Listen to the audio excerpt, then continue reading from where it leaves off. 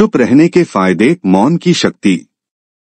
एक बार गौतम बुद्ध अपने आश्रम में अपने सभी शिष्यों को शिक्षा दे रहे थे कि दुनिया की सबसे तेज छुरी हमारी जबान है और दुनिया के सबसे खतरनाक हथियार हमारे शब्द है, जो बिना किसी का खून बहाए लोगों को अंदर ही अंदर मार सकते हैं। हमारे शब्द हमारी ताकत हो सकते हैं, लेकिन यह हमारी सबसे बड़ी कमजोरी भी हो सकते हैं। अगर हमें नहीं पता कि कब, कहां और क्या और कितना बोलना है, यदि हम सही समय पर सही इरादे के साथ सही शब्दों का प्रयोग करते हैं तो यह हमें एक सफल व्यक्ति बनाता है। लेकिन अगर हम सही समय पर सही इरादे से सही शब्दों का इस्तेमाल नहीं करते तो यह हमारे जीवन को नर्क से बदतर बना सकता है। तो दोस्तों, आज की स्टोरी के माध्यम से मैं आपको बताने वाला हूं कि चुप रहकर कैसे हम अपने जीवन को बदल सकते हैं। आपको चुप रहने की शक्ति का एहसास इस वीडियो में होने वाला है। वीडियो शुरू करने से पहले कमेंट बॉक्स में नमो बुद्धाय लिखकर वीडियो को लाइक जरूर करें। तो चलिए शुरू करते हैं। इस कहानी को जापान में एक बहुत ही प्रसिद्ध बौद्ध भिक्षुक रहा करते थे। उनका नाम रिसाई था। रिसाई अकेले रहते थे। दुनिया के शोर शराबे से दूर जंगल में वो रहते थे और वह बड़े ही ध्यानी और प्रभु भक्त व्यक्ति थे, इसलिए वह पूरे जापान में बहुत अधिक प्रसिद्ध थे। एक दिन एक राजकुमार रिसाई के पास आया और बोला, हे प्रिय भिक्षु, मैं हमेशा थका हुआ, निराश और परेशान महसूस करता हूँ। मेरा मन बहुत अशांत रहता है, हालांकि मेरे पास सब कुछ है। दौलत, शोहरत, सुख सुविधाएं जो हर व्यक्ति चाहता है या पाने की इच्छा करता है, लेकिन फिर भी मेरे अंदर इतनी अशांति और चिंता क्यों है? रिसाई ने उसकी बात बहुत ही ध्यान पूर्वक सुनी और कुछ सोचने के बाद कहा, तुम इस प्रश्न का उत्तर जानते हो, बस तुमने कभी इस प्रश्न को हल करने की कोशिश नहीं की है।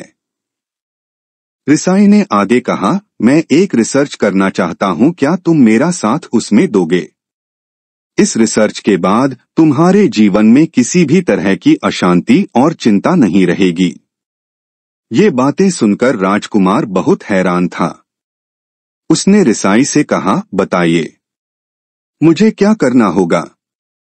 अपने मन की शांति के लिए मैं कुछ भी करने को तैयार हूं। राजकुमार की इन्हीं बातों को सुनकर भिक्षु ने कहा, तो फिर आप अगले 15 दिन के लिए मेरे आश्रम में रहोगे और एक सामान्य व्यक्ति की तरह अपना जीवन व्यतीत करोगे और इन 15 दिनों में तुम अकेले और चुपचाप रहोगे, जितना हो सके कम बोलोगे। राजकुमार उस भिक्षु की बातें सुनकर सहमत हो गया। पहले दिन राजकुमार को लगा कि उसका मन सामान्य से अधिक अशांत और विचलित है। उसके मन में तरह तरह के विचार आ रहे हैं और वह आम लोगों की तरह जीवन जीने में असहज महसूस कर रहा है।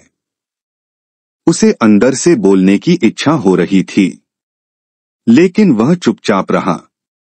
उसके मुंह से एक भी शब्द नहीं निकला, बस वह चुपचाप बैठा रहता।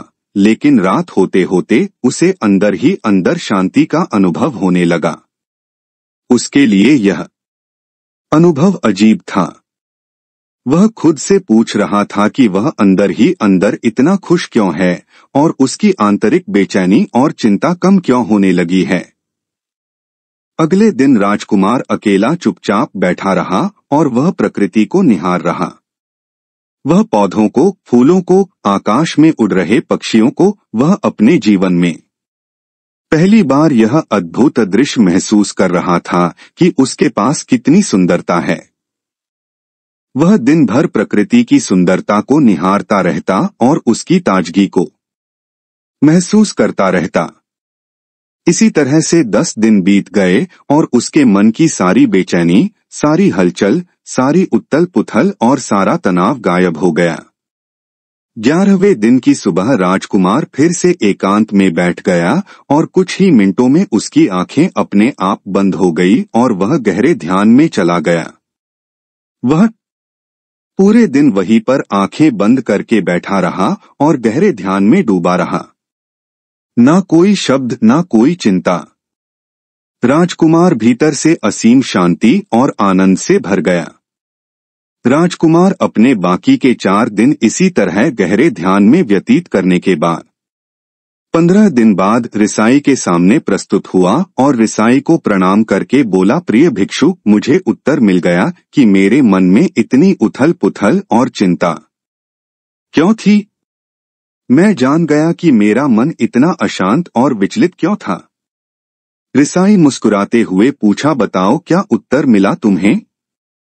राजकुमार ने कहा, मैं आवश्यकता से अधिक बातें करता था। मैं किसी पर भी अपने शब्द और ऊर्जा व्यर्थ करता था।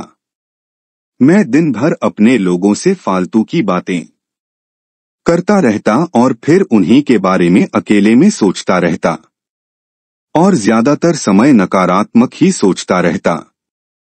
इस तरह मैं बस अपना समय बर्बाद कर रहा था। ज्यादा बोलने और नकारात्मक सोचने की वजह से मेरा मन अशांत और बेचैन हो गया था और इसी वजह से मैं किसी भी काम को ठीक से नहीं कर पा रहा था, जिसकी वजह से मैं हर काम में असफल होने लगा और फिर इन्हीं लगातार मिलने वाली असफलताओं की वजह से ही मैं और भी उदास और चिड़चिड़ा हो गया। इन्हीं सभी चीजों की वजह से मेरा जीवन नष्ट हो रहा था, लेकिन यहाँ पर बिताए हुए 15 दिन मेरे लिए पूरी तरह से अलग थे। मुझे कुछ अलग ही एहसास यहाँ पर हो रहा था। अब मुझे ऐसा लग रहा है मैं अपना जीवन पूरी तरह से जी रहा हूँ, लेकिन इससे पहले मैं अपना जीवन गलत तरीके से जी रहा था और मैंने यह भी सीखा कि हमें सिर्फ ध्यान करने की जरूरत नहीं है। ध्यान अपने आप होता है जब हम इस शांत और मौन होते हैं। ध्यान के पिछले कुछ दिनों के दौरान मैंने जो पहली चीज सीखी वह यह है कि मनुष्य के जीवन के सबसे महत्वपूर्ण घटना स्वयं को जानना है।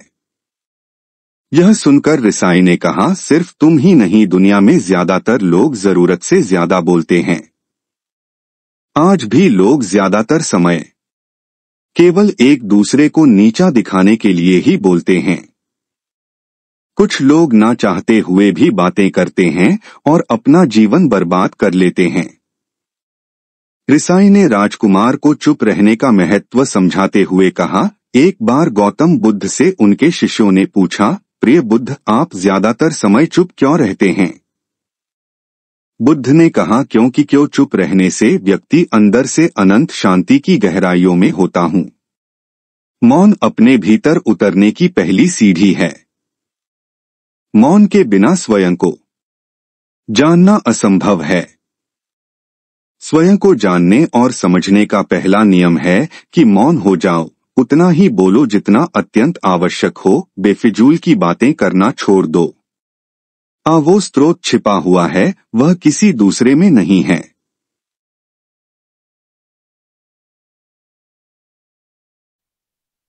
इसके बाद राजकुमार उस रिसाई से पूछते हैं, आखिर कौन हमें अपने अंदर तक लेकर जाएगा।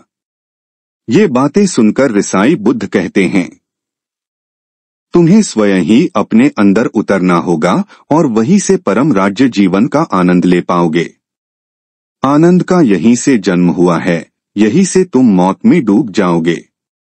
यही तुम्हारा सूरज उदय होगा और यहीं से अस्त होगा। इसी प्रकार तुम बार बार डुबकी लगाओ, जब भी तुम डुबकी लगाकर लौटोगे वहां से तुम पाओगे फिर ताजगी भरी जीवन की नई संपदा मिलेगी।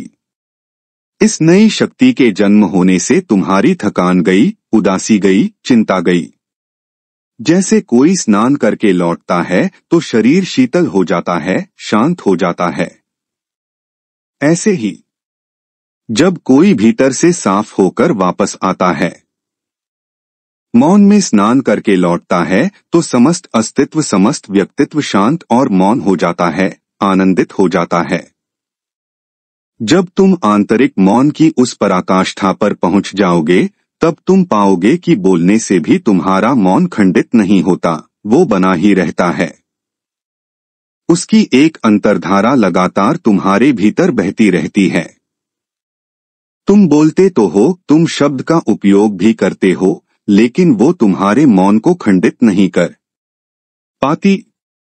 एक बार गहरे मौन में स्थिर हो जाओ, फिर तुम्हारी वाणी में भी मिठास आ जाएगी। तुम्हारा बोलना संगीत पूर्ण होगा, तुम्हारा बोलना सत्य होगा। तुम बोलोगे तो दूसरों पर भी शीतलता छा जाएगी।